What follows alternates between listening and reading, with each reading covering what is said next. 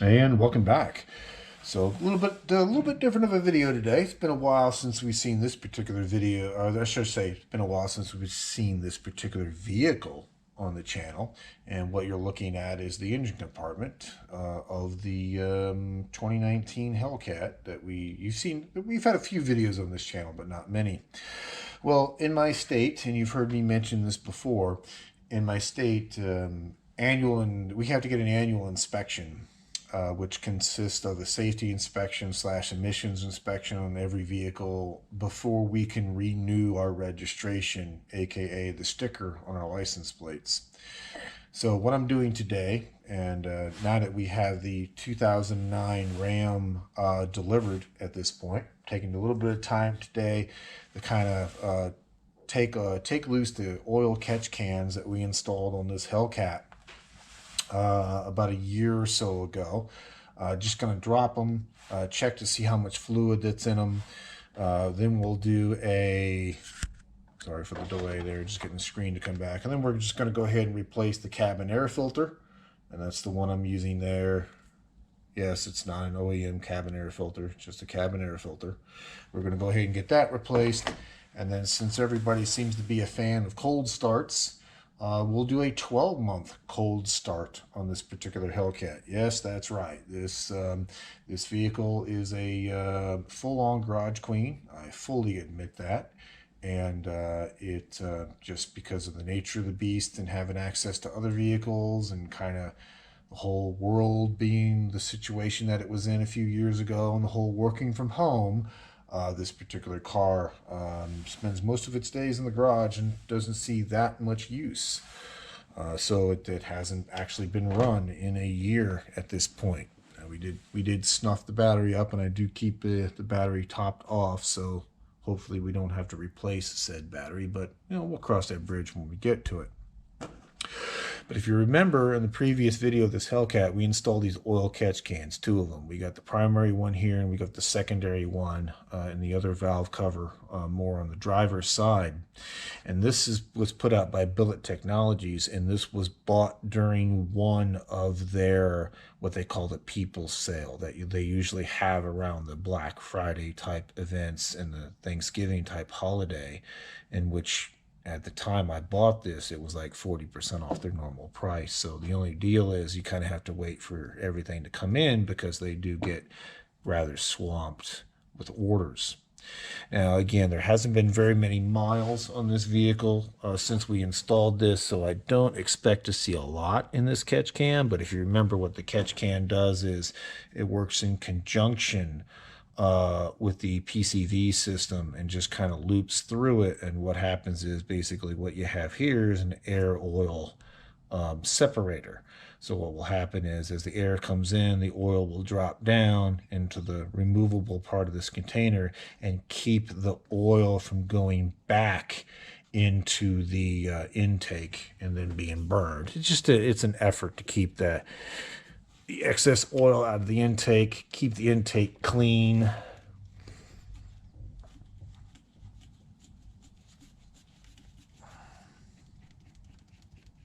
Let me go grab one more thing before I spin that completely off.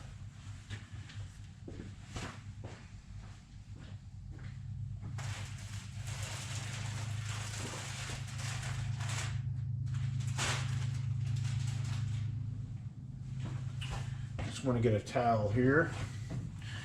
Catch any oil drips. I don't get any oil drips on this belt.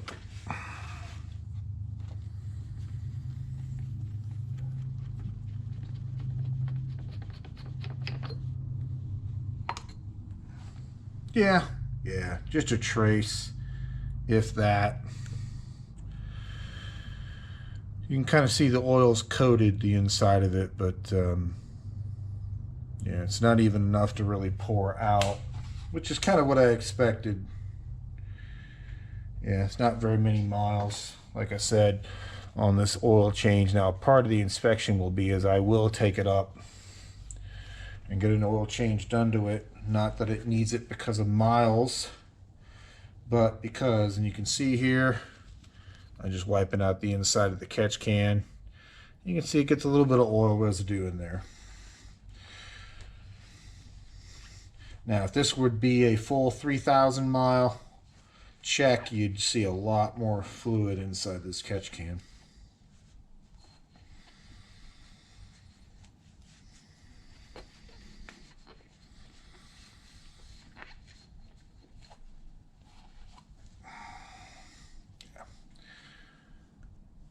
See there, it's not too terrible. Maybe a teaspoonful at most.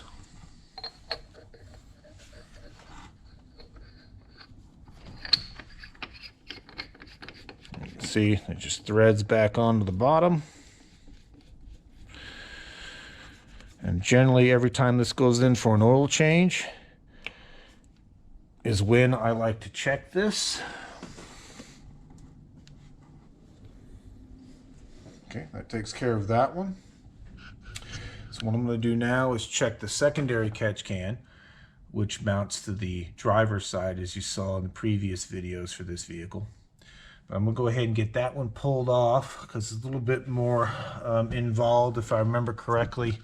I think yeah, because of the way this plastic cover, plastic valve cover, it's not really a valve cover, I'm sorry, it's more of a decorative cover that sits over top of the valve cover.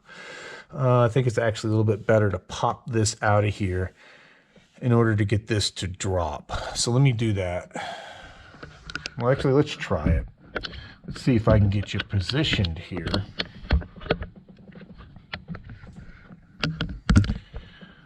Onto that without you falling over on me. Yeah. Let's see if I can get this camera, this tripod leg to situate itself. I think that might hold you. Hopefully you don't fall over.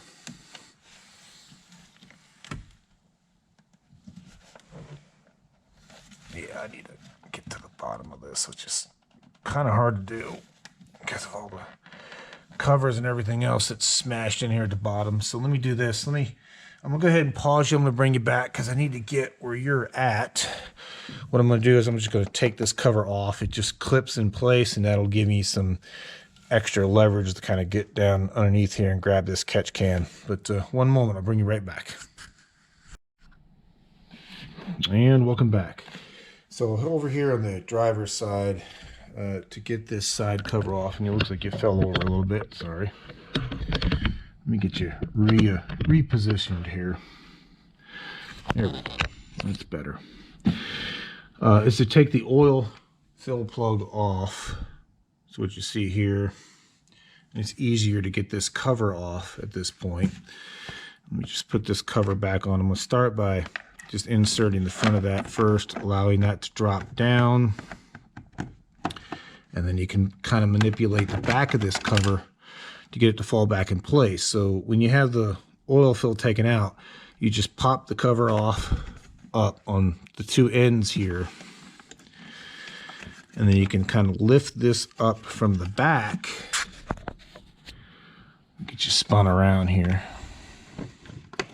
See, we can work that end out.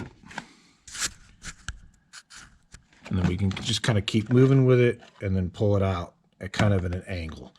So, like I said, a little bit of a puzzle to get that out, but not too bad.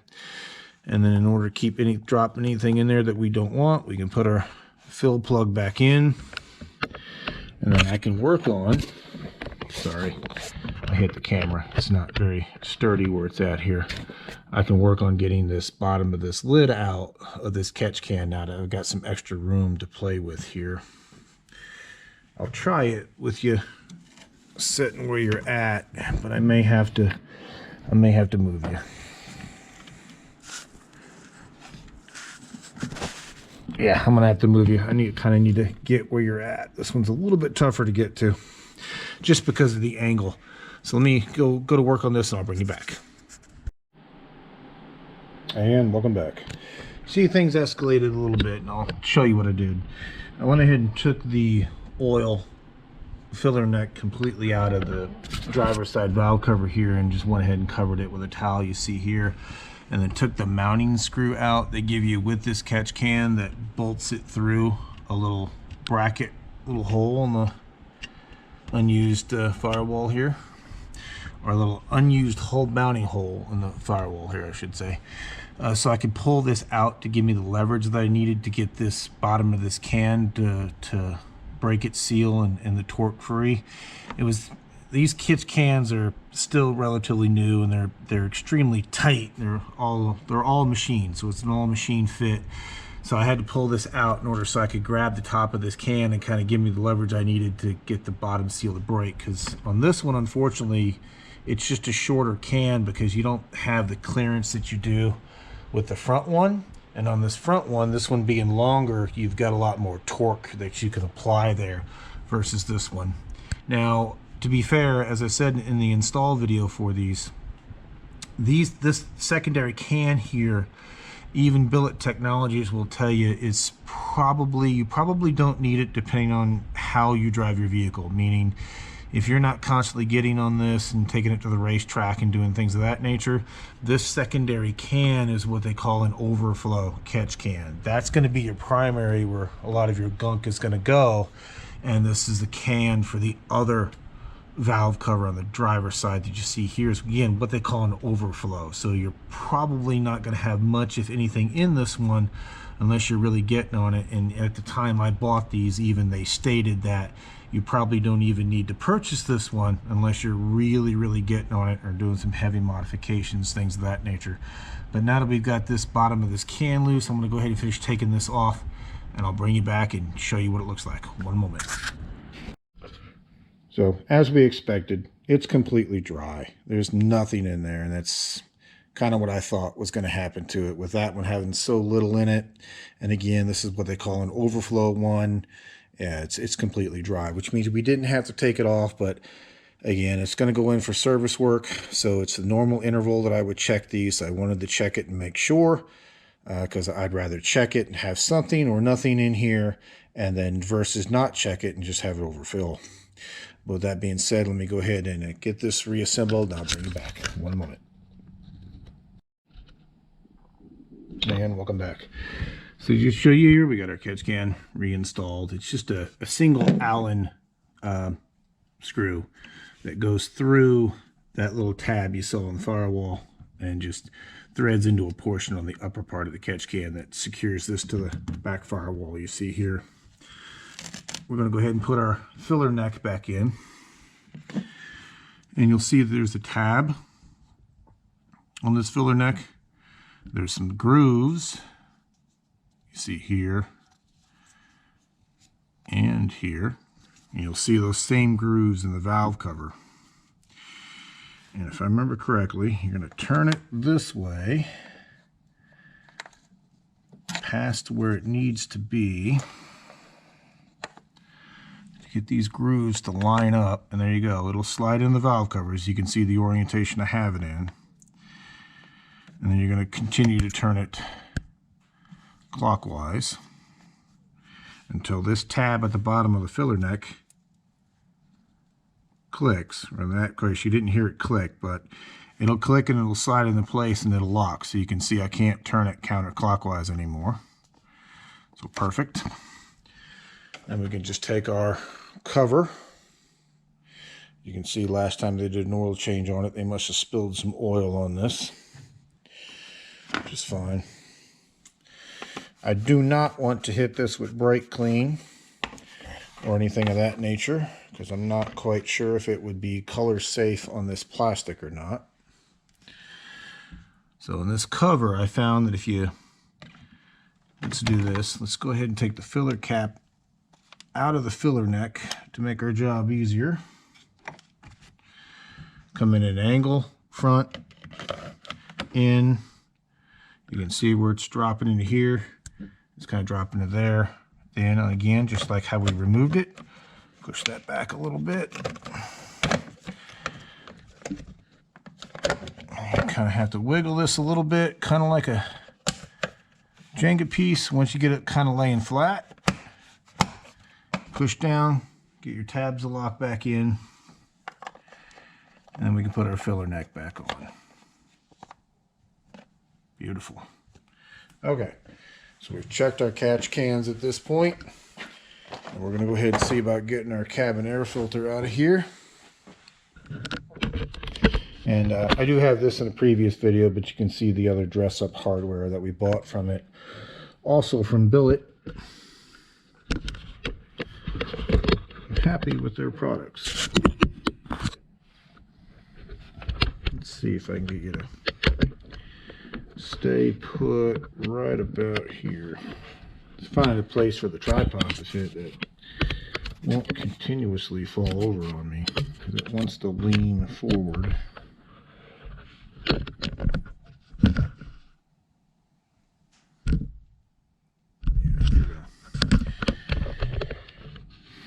So hold on, let me just pause you so you don't see the camera jostling around all a bit. Let me get you stationary and I'll bring you back. And welcome back.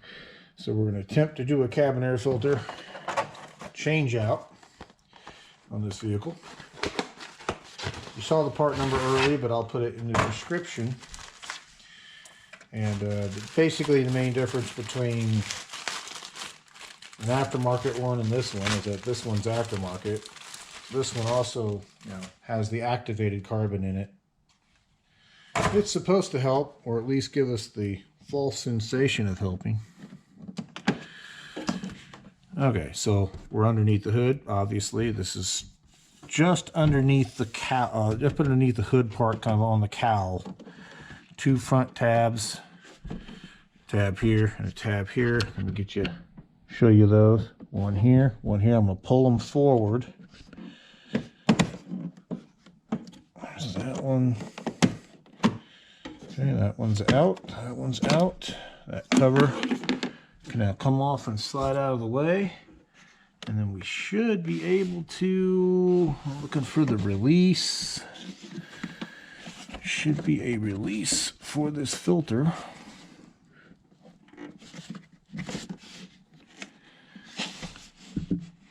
Okay. I think I see it, but let me get a flashlight and I'll bring you back and see if I can get you down in there. And welcome back. So hopefully I can get you to see this here. Let's get some light on the subject. The top of this filter housing, you can see, pops loose in the corners. It kind of allows you to get the top of this filter housing up enough. You can see there, that one comes free, that one comes free.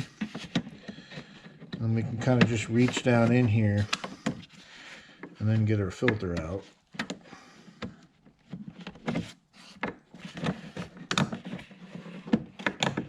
There we go. Okay, so let me get down in here with both my hands so I can finish getting this piece out, and I'll bring you back.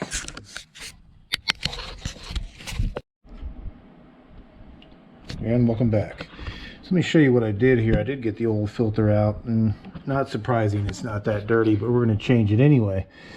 This door here that pops loose and opens up so you can get the filter out gets blocked by this part of the cowl, and I think what they might want you to do is attempt to remove that little plastic push pin there, and then this little pin here, and kind of push, and this little pin and this little clip right here would be another one, little push pin right here that has this piece of foam in it, to kind of give this enough give to kind of get this out of the way to get this door up. But what I found I could do was just kind of flex up on this cowl just a little bit. Just be careful you don't break it. Flex up on a little bit and then push this door out of the way, and you can see this corner of the door. You can see that corner there, but you can see when you get to this corner here is actually up underneath, actually behind this piece of vent on this cowl. But you can see it gives us kind of the room we need to drop that filter in. So let me drop that filter in and I'll show you where that's like. There's the direction of airflow, and this one is this way towards the rear of the car. The factory one, like I said, is not that bad because the car doesn't get driven much, but you could see on the factory one they actually tell you rear of car, so you can see the arrows there. That's the direction of your airflow. So I'm going to get this filter put in, and then I'll bring it back. Let me see if I can get you, situated in such a way, I'll show you me getting this filter in. One minute. And welcome back. So I may knock you over while I'm doing this. I'm hoping that I don't. see if we can get this new air filter in here. So what we gotta, yep, I just did. I knew that was gonna happen. Let's see if we can get you situated better.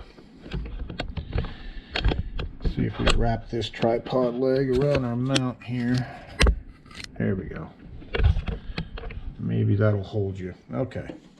So we got our filter in place. Let's get some light on the subject so we can kind of see what we're doing. I know this is probably terrible for you, but trust me, they could have made this filter housing a bit more accessible, in my opinion. So we got that end in to that channel. We got that end into that channel. There we go. We got our filter pushed in place. So make sure that we're into that groove, and we are. It's a pretty sloppy loose fit, as most cabin air filters are. So you can kind of play with it and get it to fall in where it needs to go. Now we should be able to take our door here, put just a little bit of pressure on it, bend our cowl back forward to get it to come back out from where it is underneath, and you can hear it just kind of pop down in there. And then we can take our two ends of our cover, pop that one back in place, pop that one back in place, and that secures the top of the air filter. Sorry, didn't mean to blind you with the lights. We'll get our cover back in.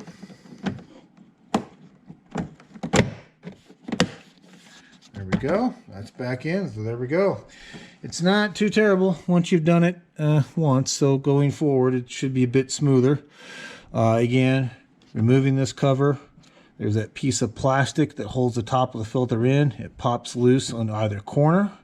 And then you just kind of have to fight with this corner a little bit in relation to this cowl to get the clearance to flip the top part of that filter housing up to get that filter out.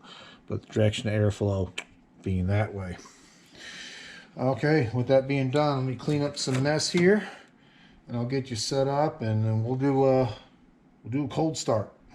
One moment. And welcome back. So as promised, let me get you set up on a tripod.